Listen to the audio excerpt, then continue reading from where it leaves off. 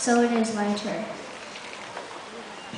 The next year, Uncle Fred Butters built another balloon. They filled it with hot air by burning wool and straw on an iron grate that rested in the basket hanging under the balloon. After this one rose successfully, they built another one. September 1783, in front of a large crowd, including the French royal family, they put a goat, a duck, and a rooster into the basket. This one rose successfully too. A hot air balloon is lighter than the air around it, but people thought it was crazy that something heavier than air could get off the ground.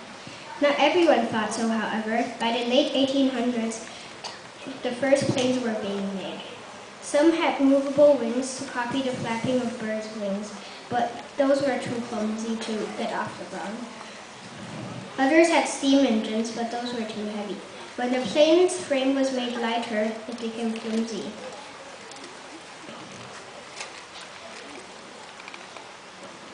That's why many flights ended in crashes. Some people believed that flying in those days was almost a heroic act. It took another pair of brothers, Orville and Wilbur Wright, to figure out how to build a machine that could stay off the ground. After experimenting with kites and gliders, they built a plane with rigid wings and a small gasoline engine. This was much lighter than a steam engine. December 17, 1903 is an important day in the history of flying.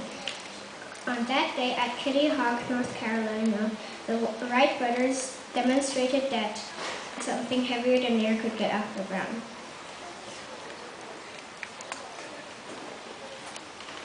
In front of just a handful of people, the plane with Orville Wright at the controls began to lumber down the field. They cheered as they saw it take off the ground. That day, the Wright brothers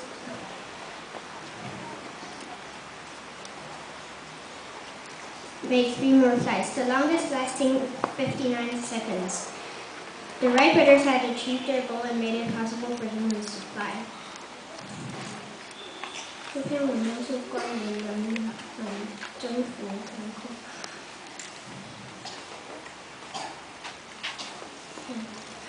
两对兄弟在不同的时代用不同的方式探险航空的技术。